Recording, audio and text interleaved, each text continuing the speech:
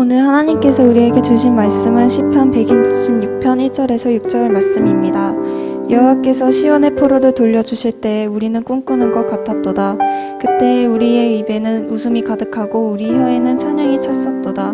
그때 문 나라 가운데에서 말하기를 여호와께서 그들을 위하여 큰 일을 행하셨다 하였도다. 여호와께서 우리를 위하여 큰 일을 행하셨으니 우리는 기쁘도다. 여호와여, 우리의 포로를 남방신대들 같이 돌려보내소서. 눈물을 흘리며 씨를 뿌리는 자는 기쁨으로 거두리로다. 울며 씨를 뿌리러 나간 자는 반드시 기쁨으로 그 곡식단을 가지고 돌아오리로다. 이는 살아계신 하나님의 말씀입니다. 아멘.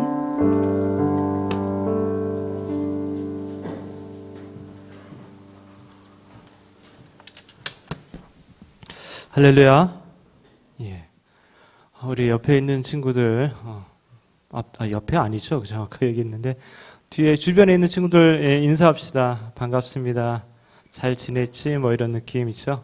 오랜만에 보잖아요. 눈 인사하겠지만은.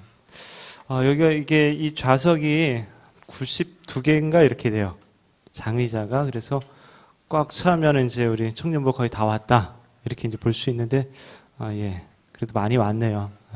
반갑습니다. 우리 하나님께 감사합니다. 이렇게 좀 고백해 봤으면 좋겠습니다. 하나님 감사합니다. 한 번 더 합시다. 하나님 감사합니다. 예, 감사하죠. 그래서 이렇게 예배 드리러 나와서 함께 예배 드릴 수 있음이 얼마나 감사한 것인지. 그렇죠. 이제는 빨리 이제 코로나가 종식되어서 바로 옆에서 이제 이렇게 손도 붙잡고, 그죠? 같이 이렇게 속닥속닥 얘기도 하고, 그런 시간이 빨리 왔으면 좋겠습니다. 오늘 이 시편은 일반적으로 바벨론 포로에서 돌아온 기쁨을 노래한 것으로 알려져 있습니다. 바벨론 포로 생활의 그 고통이 얼마나 컸던지 거기서 돌아올 때 정말 꿈꾸는 것 같았다, 이런 고백을 하게 되는 것이죠. 그다음 바로 바벨론 포로 생활이 어떠했길래 그럴까요? 그 아픔을 노래한 시편이 있어요. 시편 137편 보면 신이 말하기를 바벨론 강변에서 예루살렘을 기억하고 시온을 기억하면서 울었다, 이런 고백을 하거든요. 137편 함께 읽어볼까요? 우리가 바벨론의 여러 강변 거기에서 앉아서 시온을 기억하며 울었도다. 그 중에 버드나무에 우리가 우리의 수금을 걸었나니 이는 우리를 사로잡은 자가 거기서 우리에게 노래를 청하며 우리를 황폐하게 한 자가 기쁨을 청하고 자기들을 위하여 시온의 노래 중 하나를 노래하라 함이로다. 우리가 이방 땅에서 어찌 여호와의 노래를 부를까? 예루살렘아, 내가 너를 잊을진대 내 오른손이 그의 제주를 잊을지로다. 내가 예루살렘을 기억하지 아니하거나 내가 가장 즐거워하는 것보다 더 즐거워하지 아니할진대 내 혀가 입천장에 붙을지로다. 나무에 악기를 걸어놓고 있는데 바벨론 사람들이 이 포로된 유대인들한테 야, 노래 좀 한번 불러봐, 한 곡 뽑아봐, 뭐 이런 거예요. 하나님을 찬양하며 예배하는 노래들을 그들의 어떤 유흥거리로 불러보라고 시킨 거죠. 그랬을 때 이 유대인들의 이 마음이 얼마나 아팠을까요? 고향 땅 시온을 기억하고 예루살렘을 기억하고 거기에 대한 애틋한 이 사랑의 마음이 막 담겨져 있는 거죠. 그러면서 내가 예루살렘을, 시온을 내가 잊을 수 없다. 그 생각만 고향 생각만 하면은 기쁘지 않을 수가 없다. 이런 이제 이야기를 하는 거예요. 코로나19로 인해서 어려운 우리의 현실을 좀 생각나게 하는 것 같더라고요. 포로 아닌 포로가 된 것처럼 뭔가 자유롭지 못하고 뭔가 격리되고 또 거리를 유지하고 살아가는 우리가 언제쯤 이전처럼 성전에 모여서 기쁨으로 찬양하고 예배하고 즐거워하고 할 수 있을까요? 그렇다고 우리가 마냥 슬퍼할 수만은 없죠. 바벨론 포로 70년 동안 유대인들이 그냥 마냥 슬퍼한 것은 아닙니다. 눈물을 흘리면서도 씨를 뿌리는 수고를 그들이 감당을 했다라는 것이죠. 비록 성전에 모여서 제사를 드리거나 거룩한 명절을 지키거나 할 수는 없었지만 나름대로의 상황 가운데에서 하나님을 잊지 않으려고 노력했어요. 순종하려고 노력했어요. 그렇다면 바벨론 포로 생활을 통해서 유대인들은 무엇을 배우게 되었을까요? 그리고 우리는 지금 무엇을 배워야만 할까요? 먼저 제일 크게 변화된 것은 성전 중심의 제사에서 회당 중심의 예배로 변화하게 됩니다. 바벨론에 의해서 성전이 다 파괴돼 버렸잖아요. 포로로 끌려간 바벨론에서 이전과 같은 그런 성전은 존재하지 않았습니다. 더 이상 성전에 모일 수가 없었습니다. 그래서 유대인들은 여기저기에서 회당을 만들게 되죠. 기준은 유대인 남자 10명 이상 모이면 되었다라고 합니다. 그 회당이 없는 곳에서는 어떻게 했을까요? 없으니까 어쩔 수 없지 이랬을까요? 아닙니다. 일반적으로 강변에서 강가에서 모여서 기도했다고 합니다. 그래서 사도 바울이 전도를 막 다니다가 뭐 합니까? 유대인들의 회당을 찾아가서 전도하잖아요. 이방 지역에 갔을 때에. 그럼 뭐예요? 회당이 있으면 회당에 가지만 회당이 없으면 어떻게 합니까? 강가로 나갑니다. 강가로 나가서 거기서 모여서 기도하는 유대인들을 만나서 그들에게 복음을 전하게 되죠. 성전이 없어지고 이젠 지역별로 회당을 만들어서 그것에 함께 모여서 예배 드리는 그런 상황이 되었다는 것이죠. 성전에서 드리던 제사와는 많이 달라졌겠죠. 제사 드릴 때는 뭡니까? 뭐 동물이 필요하죠. 양이나 소나 염소. 근데 그럴 수는 없잖아요. 포로가 무슨 양을 키우고 뭐 소를 갖고 오고 막 드릴 수가 있겠습니까? 또 혹시라도 그게 있다 하더라도 번제단도 없고, 그죠? 성소도 없고 무슨 제사장도 없고 그런 상황이 안 돼요. 제사 형식이 아니라 이제는 소규모의 회당에서 성경을 낭독하고 기도하는 등의 예배가 자리 잡히게 되게 되는 것이죠. 그리고 유대인으로서의 정체성을 잃지 않기 위해서 철저하게 율법을 교육하게 됩니다. 또한 그 지역의 유대인들이 모이면서 자연스럽게 이런저런 이야기, 토론도 하게 되고 의견을 나누고 하는 그런 장소가 되게 됩니다. 한마디로 회당은 정치, 종교, 교육 등의 그 통합적인 역할을 감당하는 그런 곳이 됩니다. 회당을 통해서 유대인들은 포로 생활 속에서도 계속적으로 신앙을 유지할 수 있었던 것이죠. 제사장도 없고 레위인도 없고 어떤 성직자도 없는 그곳에서 포기하지 않고 율법을 낭독하고 기도하고 교육하면서 그렇게 유대인으로서 살아남게 된 것이죠. 살모드에서는 이런 이야기가 있습니다. 하나님은 1000개의 재물보다 1시간의 배움을 기뻐하신다. 이 얘기 뭐냐면 그만큼 율법에 대한 교육과 준수 그것을 중요시 여겼다는 거예요. 철저하게 율법을 바르게 알고 지키도록 그렇게 훈련시켰다는 거예요. 그저 종교적인 차원에서 교회 한번 왔다 갔다 하는 것이 아니라 이 율법을 지키는 것이 우리 민족의 생사가 걸려있다라는 마음으로 그것을 중요시 여겼다는 것이죠. 두 번째는 하나님의 위대하심을 알게 되어서 우상 숭배를 하지 않게 되었습니다. 유대인들이 바벨론의 포로가 된 것은 하나님의 심판이었죠. 그러나 그 심판은 저주가 아니라 그들을 살리기 위한 방편으로서 교육적인 요소가 있었어요. 하나님께서는 바벨론이라는 나라를 도구로 사용하신 거죠. 몽둥이로 사용해서 유대인들을 깨닫게 하시고 다시 회복시키신 것이죠. 그렇다면 유대인들은 왜 바벨론의 포로가 되었을까요? 열왕기나 역대기에 보면은 주야장천 우상 숭배가 나옵니다. 선지자를 보내서 몇 번이고 야 너 우상 숭배하지 마라 경고를 해도 듣질 않아요. 물론 그 전부터 그죠? 가나안 땅에 정착할 때부터 문제가 많이 있었죠. 가나안 땅에 정착 생활하면서 농경 문화 속에서 농사 잘 짓고 잘 먹고 잘 살기 위해서는 농경의 신을 섬겨야 된다. 가나안 신을 섬겨야 된다. 이런 생각들도 있었고 또 주변의 열강의 틈바구니 속에서 살아남기 위해서는 강대국이 섬기는 그 신을 섬겨야 살아남는다. 이런 생각들을 하게 되는 것이죠. 그 당시는 뭐냐면 당시에는 국가의 운명이 그 국가가 섬기는 신인 그 힘에 비례한다라고 생각했어요. 다시 말하면 강대국은 그 믿는 신이 강해서 강한 나라가 되었다라고 그렇게 생각을 했다라는 거죠. 그런 배경 속에서 이스라엘은 이 우상 숭배에서 헤어나지 못하는 거예요. 주변의 열강들 속에서 그들이 섬기는 신을 섬기려고 했다는 거죠. 결국 하나님께서는 마지막 방법을 사용하시는 것이 이제 바벨론 포로로 보내는 것이죠. 유대인들은 다른 나라의 신이 그렇게 강한 줄만 알았는데, 센 줄 알았는데 알고 보니까 하나님이 엄청나게 센 분이구나, 이 사실을 포로로 가서 알게 됩니다. 다니엘서나 에스겔서에 보면 하나님의 위대하심이, 전능하심이 아주 잘 나타나 있어요. 그 하나님 앞에서 다른 신들은 꼼짝도 못한다는 것을 알게 되는 것이죠. 정말 강한 신은 상천하지에 가장 전능하시고 위대하신 하나님 한 분이라는 사실을 포로 생활 중에 깨닫게 됩니다. 느부갓네살이 세운 약 30m나 되는 엄청난 황금 신상도 아무것도 아님을 알게 되죠. 그래서 사드락 메삭 아벳느고가 그 신상에 나 절하지 않겠다. 왕이 기회를 줘도 당당하게 안 할랍니다. 그리 아니하실지라도 왕이 세운 금신상에 절하지 않을 줄 아옵소서 단호하게 말합니다. 그리 아니하실지라도 뭡니까? 날 죽더라도 그죠? 난 당당하게 거기 절하지 않겠습니다.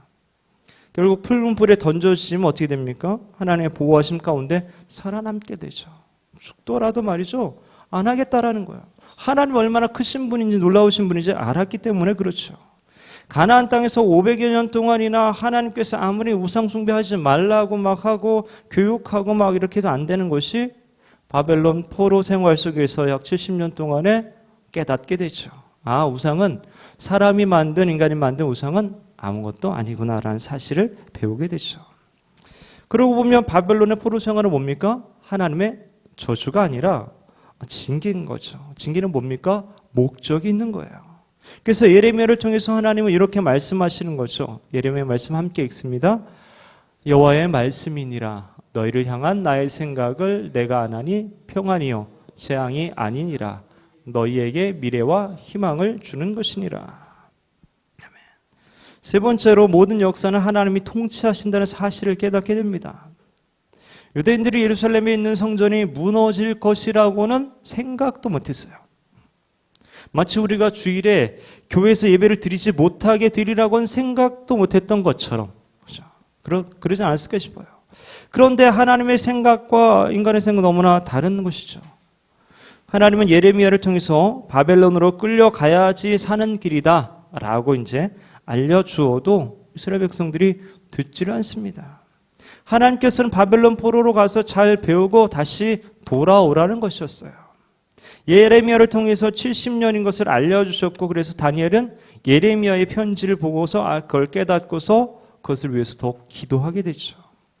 하나님 바벨론 가서 너 죽도록 한번 고생해라 이런 게 아니라 거기서 잘 먹고 또 잘 살고 자녀도 많이 낳고 잘 있어라. 왜 그럽니까? 다시 돌아와야 되니까. 다시 가나안 땅에 돌아와야 되는데 니네 거기서 쫄딱 망해버리면 안 되니까 건강하게 또 민족도 유지해야 되니까 자녀도 많이 낳고 이러면서 이제 돌아올 것을 준비하도록 하는 것이죠. 그러나 당시에는 이것도 말도 안 되는 것이었어요. 성전이 무너지리라고는 생각하지 못한 것만큼이나 바벨론이 망하리라고는 생각도 못했다라는 것이죠.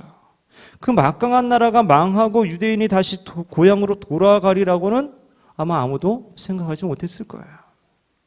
그러나 결국 엄청나게 강했던 바벨론이 100년도 못 되어서 망하게 되죠. 제국으로 등장해서 그렇게 빨리 사라지리라고는 아무도 생각할 수 없었던 일이죠.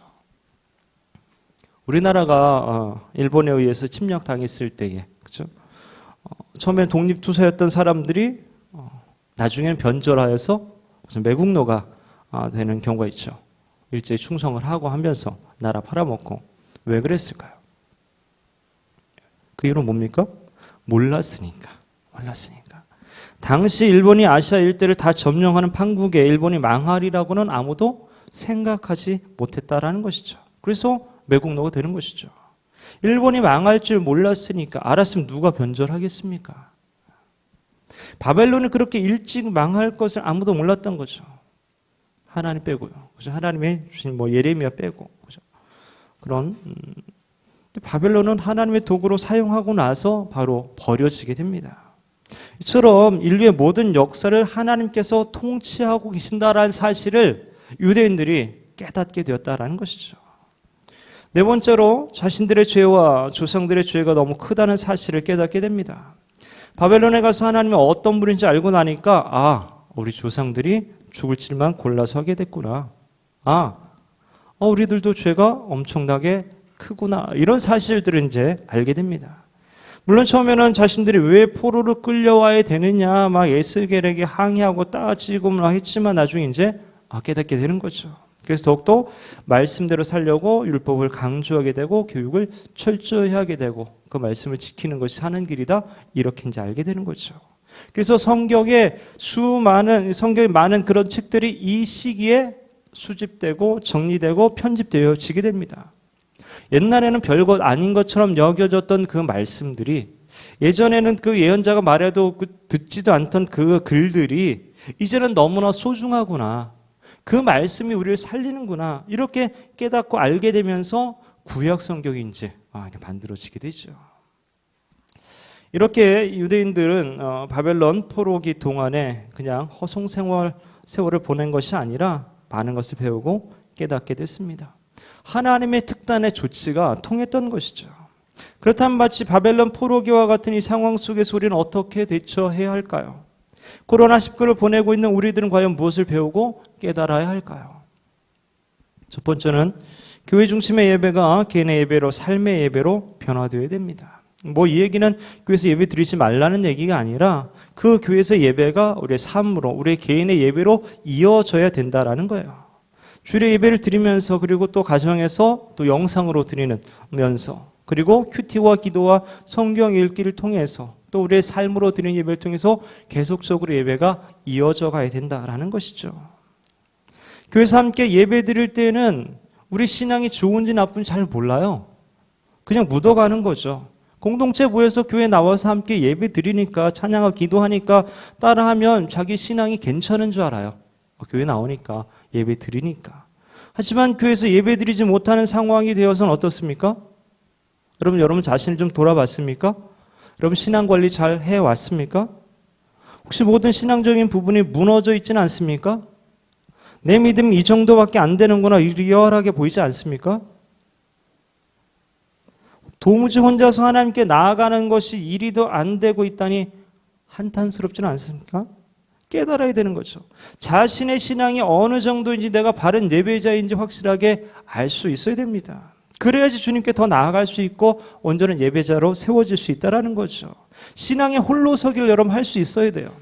예전에 누가 땡겨주고 가라 그래서 가는 그런 것이 아니라, 누가 먹여주고 챙겨줘서 하는 그런 신앙이 아니라, 이제는 혼자서도 아무도 예배 오라고 하지 않고 할 수 없는 그런 상황일지라도 스스로 먹고 자라는 그런 신앙이 되어야 된다는 것이죠. 이 시기를 잘 보낸 사람은 아마도 신앙이 많이 성장하게 될 것입니다. 하지만 이 시기에 그냥 보낸 사람은 이전에 있던 믿음까지도 다 까먹어 버리게 될 거예요. 여러분, 이전보다 더 기도하고 더 찬양하고 더 예배하고 그래야 됩니다. 이전보다 더 노력해야 돼요. 이제는 상황이 그렇게 쉽지 않아요. 스스로가 노력하고 신앙의 홀로서기를 할 수 있어야 된다는 것이죠. 바벨론 포로기의 유대인들은 성전에 모이지 못했을 때 회당을 만들고 거기서 예배드리고 철저한 말씀 교육을 해 나갔습니다. 우리도 이 시기에 철저한 말씀과 기도에 집중할 수 있어야 돼요. 어려울 때 진짜는 드러나게 되어 있잖아요. 없을 때 드리는 것이 진짜이듯이 힘들 때, 바쁠 때 하는 예배가 진짜 아니겠습니까? 1대1로 하나님께 나아가고 만나는 시간이 많이 있어야 돼요. 인격적인 교제가 있는 그런 신앙이 되어져야 됩니다. 그리고 더 나아가 삶의 예배로 이어져야 합니다. 하나님 믿는다고 하면서 거짓과 부정이 가득하고 어떻게 해서든 내 이익을 놓치지 않으려고 하고 타인을 배려하기보다는 나만 잘 되면 되고, 이런 식의 사고방식과 생활 태도를 빨리 버려야 합니다. 바뀌어야 돼요. 한국교회 성도들이 욕먹는 많은 이유는 뭡니까? 삶에서 예배가 되어지지 않기 때문이죠. 교회에서는 예배 잘 드리지만 삶에서 하나님을 드러내고 하나님의 영광을 드러내지 못하기 때문에 욕먹는 거죠. 선한 행실과 선한 영향력이 없어요. 욕 안 먹으면 다행이고 이거 아니잖아요. 그런 상태라면 과연 이렇게 사는 사람들이 주일이라고 교회에 모여서 예배한다고 할 때에 과연 하나님께서 그 예배를 기뻐하실까요? 기뻐 받으실까요? 6일 동안은 그리스도인으로 살지 않다가 주일에는 갑자기 그리스도인 되어서 예배한다면 하나님 기분은 어떨까요? 호세아 6장에 이렇게 말합니다. 함께 읽습니다. 나는 인애를 원하고 제사를 원하지 아니하며 번제보다 하나님을 아는 것을 원하노라. 하나님은 제사보다 예배보다 하나님을 사랑하고 이웃들을 사랑하는 그런 삶을 더 원하십니다. 번제보다 헌금보다 예물보다 하나님을 더 친밀하게 알고 교제하는 것을 더 원하신다는 거예요. 이제껏 우리는 이 부분이 잘 안 되었던 것을 좀 깨달아 알 수 있어야 합니다. 그리고 이 시기에 이 부분들을 더 노력해야 합니다. 삶을 드리는 예배와 개인으로 드리는 예배가 주일에 교회에서 함께 모여서 드리는 예배와 연결되어지고 균형을 잡을 수 있어야 된다는 것이죠. 두 번째로 우상은 아무것도 아님을 우리가 알아야 합니다. 바벨론 포로기의 유대인들은 비로소 하나님의 위대하심을 깨달아 알게 되었다고 합니다.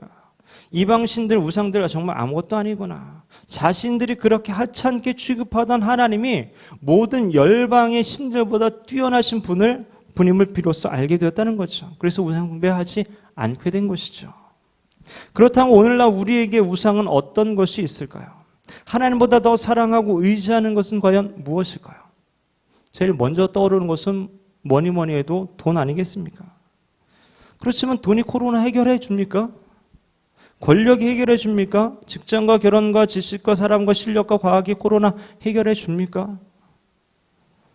우리가 좋아하고 추구하고 의지하는 많은 세상의 것들이 이 어려운 상황과 환경들을 변화시켜 줍니까?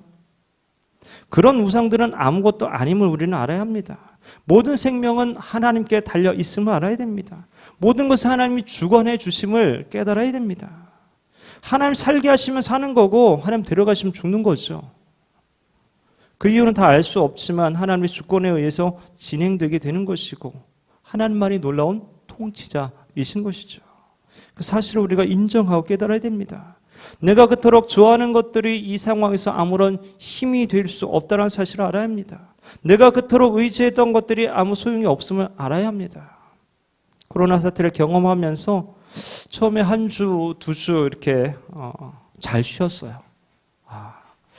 알다시피 목회자는 늘 바쁘잖아요. 그죠? 바쁘고 할 일이 많아요. 근데 갑자기 바쁘지 않고 할 일이 없어진 거죠. 하나님의 안식년을 주시나 보다.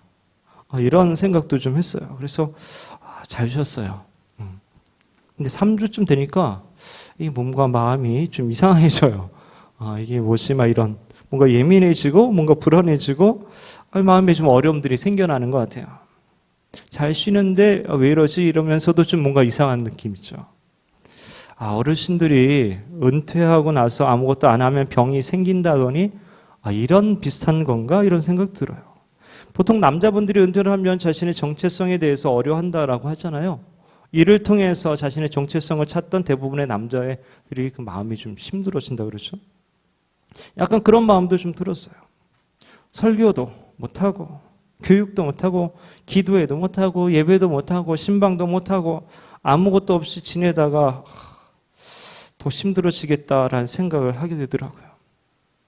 그래서 재택근무보다는 아무것도 없어도 출근을 해야 되겠다. 이제 출근하고 이 시기에 내가 할 수 있는 것이 무엇일까? 전화신방? 또 아니면 온라인 모임? SNS? 그래서 이 카톡 뭐냐? 카톡 친구 있잖아요. 채널, 카톡 채널 막 그것도 하고 말이죠. 아직 추가 안 한 사람이 있더라고요. 보니까. 예. 목회자로서의 정체성을 가지고 고민하면서 기도하게 됐어요. 어쩜 목회자 그리고 목회라는 어떤 그 목사라는 신분과 활동이 저의 우상이었는지도 모르겠다라는 생각도 해봤어요. 그 부분을 놓고 하나님을 찾게 되더라고요. 목사라는 신분과 목회라는 활동을 통해서 정체성을 가졌던 것에서부터 돌이켜서 하나님이 나를 부르셨고 세우셨기 때문에 내가 목회자다라는 어떤 정체성을 갖는 것으로 전환하는 계기가 돼요. 아무것도 하지 않아도 여전히 나는 하나님 나를 부르셨고 목사로 목회자로 부르셨기 때문에 그래서 내가 목사인 거지. 내가 목회의 어떤 일과 그런 것으로 그런 어떤 자격과 신분으로 내가 목사가 된 건 아니다라는 것이죠. 그렇죠? 마찬가지 여러분도 마찬가지죠. 하나님의 자녀됨에 대한 정체성도 그런 거죠. 또 그리고 미래에 대해서, 즉 코로나가 언제 맞춰지고 언제 예배가 시작될지에 대한 문제에서 오는 그런 불안에 대해서도 생각을 해보게 되었어요. 뭔가 계획되지 않는 미래에 대해서 나도 모르게 뭔가 힘들어하고 있구나라는 사실을 알게 됐어요. 그래서 다시 주간 계획표를 작성하고 또 그날 할 일을 체크하면서 지내게 되었어요. 최대한 이전과 비슷하게 생활하려고 노력하게 되었어요. 이런 일들을 겪으면서 마음이 흔들릴 때, 마음이 심란하고 어려울 때 정말 하나님 없으면 어떻게 될까? 하나님 없으면 얼마나 무너지게 되고 얼마나 떨어지게 될까? 이런 생각을 하게 됐어요. 뭔가 마음이 힘들 때 하나님 아닌 다른 대안을 찾는다는 것이 정말 위험한 일이겠구나라는 생각을 하게 됐어요. 셋째로 자신의 죄를 돌아보며 회개하고 나라와 세계를 위해서 중보기도해야 합니다. 모든 고통이 죄 때문에 온 것은 아니지만 고난과 고통은 우리 자신을 돌아보게 해주는 은혜가 있습니다. 혹시 하나님께서는 나의 죄를 지적하시는 것은 아닌지 기도하면서 물어봐야 합니다. 깨닫게 해달라고 해야 됩니다. 또한 이 나라와 세계를 위해서 우리가 중보기도해야 됩니다. 이 나라의 물질, 우상과 음란한 죄를 회개하면서 기도해야 합니다. 느헤미야가 이스라엘 땅에서 벌어진 사건을 들었을 때 그는 기도했죠. 마치 자신의 죄인 것처럼 회개하며 기도하잖아요. 느헤미야에 있는 말씀 함께 보도록 하겠습니다.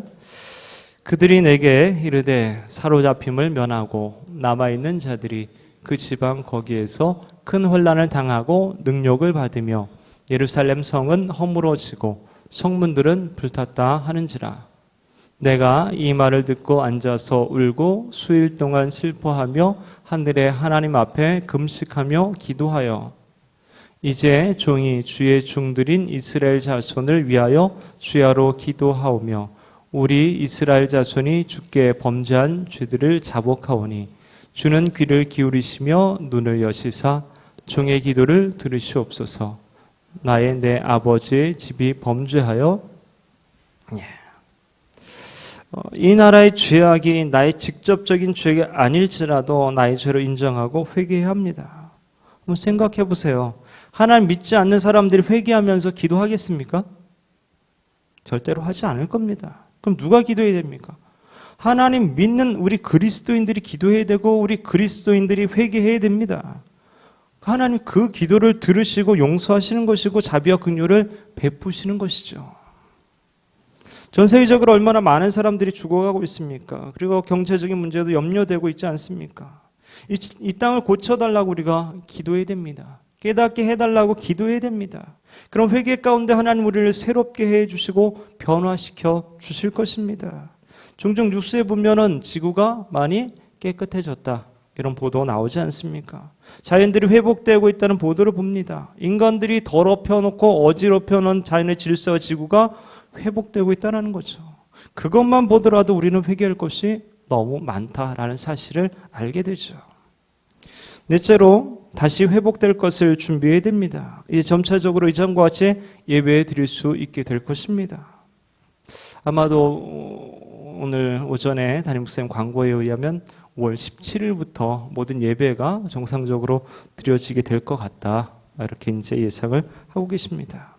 그때를 위해서 우리 영혼용 모두 강건하게 잘 지내야 됩니다. 그리고 정말로 지금도 마찬가지지만 모든 예배가 기쁨과 감사로 드려지고 그런 감격 가운데 찬양할 수 있어야 합니다.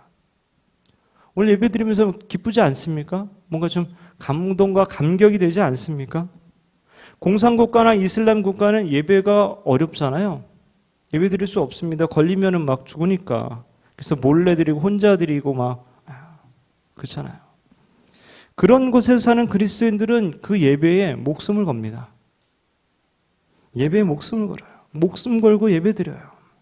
그렇게 목숨과 힘과 마음을 다하여 드린 그 예배 가운데 하나님 임재하시고 성령의 충만하심이 나타나게 되는 것이죠.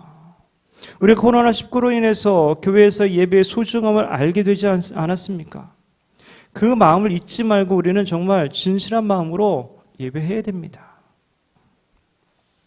지난달 큐티에서 그 베다니의 그 한 여인이 예수님께 향유를 부은 그 사건에 대해서 묵상을 했었는데, 그걸 보고 가룟 유다가 그 비싼 향료를 어려운 사람, 가난한 사람들에게 나누어 주지 왜 다 허비하냐 이렇게 말하죠. 그때 예수님이 냅둬라 뭐 이렇게 이제 하면서 여인을 칭찬하시잖아요. 마가복음 14장 8절을 보면 그는 힘을 다하여 내 몸에 향유를 부어 내 장례를 미리 준비하였느니라. 이 부분을 현대인 성경이나 다른 쉬운 번역본들을 보면 이렇게 번역했어요. 이 여자는 내 몸에 향유를 부어 내 장례를 미리 준비했으니 자기가 할 수 있는 일을 다 한 것이다. 그는 힘을 다하여, 이 말을 그 여자는 자기가 할 수 있는 일을 다 했다 이렇게 번역했다는 거죠. 내가 할 수 있는 최고 최선의 것을 다해서 주님께 드렸다라는 거예요. 이게 바로 온전한 예배인 것이죠. 이 예배를 주님께서 최고의 모범으로 여기신 것 같아요. 그래서 복음이 전파되는 모든 곳에 이 여자 이야기를 전해라라고 이야기하시죠. 지난달에 한 지휘자하고 통화를 했어요. 제가 문화부를 담당하고 있어서 지휘자분들한테도 한 번씩 이제 연락을 했었는데, 안부처 이제 연락을 하면서 어떻게 지내시냐고 물었어요. 왜냐하면 요즘 성가대도 없고, 그죠? 찬양도 없고 예배도 없고 막 뭐 이럴 때 지휘자는 과연 뭘 할까 물어봤죠. 그래서 어떻게 지내시냐고 물었더니 악보를 그리고 있대요. 나이가 많으신 분이거든요. 근데 컴퓨터로 배워서 악보를 그리고 있다라는 거예요. 예배가 다시 회복될 때를 위해서 미리 성가대 악보를 컴퓨터로 이제 하나하나 그리고 있다라는 거죠.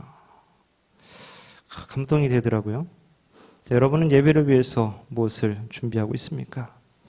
하나님은 우리를 저주하시는 분이 아니십니다. 징계 후에 다시 회복시켜 주시는 분이십니다. 호세아 6장 1절 말씀 함께 읽습니다. 오라 우리가 여호와께로 돌아가자. 여호와께서 우리를 찢으셨으나 도로 낫게 하실 것이요 우리를 치셨으나 싸매어 주실 것임이라. 선하신 하나님께서 결국 코로나19를 통해서 선하게 역사하시고 통치하시고 회복시키실 것입니다. 이것을 온전히 믿으시기 바랍니다. 그리고 내가 있는 자리에서 그 상황에서 어떻게 살아야 될지 다시 한번 생각하며 내 삶의 예배로 또 개인의 예배로 온전히 주님께 나아가시기 바랍니다. 또한 우상들은 아무것도 아님을 깨달아서 역사의 통치자인 하나님만 온전히 의지하시기 바랍니다. 자신을 돌아보고 죄를 깨달아 회개하시고 나라와 세계를 위해서 중보하는 기도자가 되시기 바랍니다. 그리고 다시 온전히 회복될 것을 기다리고 기도하며 준비하시기 바랍니다. 오늘 본문 말씀을 쉬운 번역으로 다시 한번 읽겠습니다. 여호와께서 포로들을 예루살렘에 돌아오게 하셨을 때 꼭 꿈만 같았다. 그때 우리는 너무 기뻐서 웃고 즐거운 노래를 불렀으며 다른 나라들은 우리에 대하여 여호와께서 그들을 위해 큰 일을 행하셨다 하고 말하였다. 정말 여호와께서 우리를 위해 큰 일을 행하셨으니 우리의 기쁨은 말할 수 없었다. 여호와여 마른 땅에 시냇물이 흐르듯이 우리를 다시 회복시켜 주소서. 눈물로 씨를 뿌리는 자는 기쁨으로 거두리라. 울면서 씨를 가지고 나가 뿌리는 자는 단을 가지고 기쁨으로 돌아오리라. 바라기는 코로나19로 인해서 힘들고 어려울지라도 다시 회복시켜 주실 것을 믿으며 눈물로 씨를 뿌리는 저와 여러분 되시기를 주의 이름으로 축원합니다.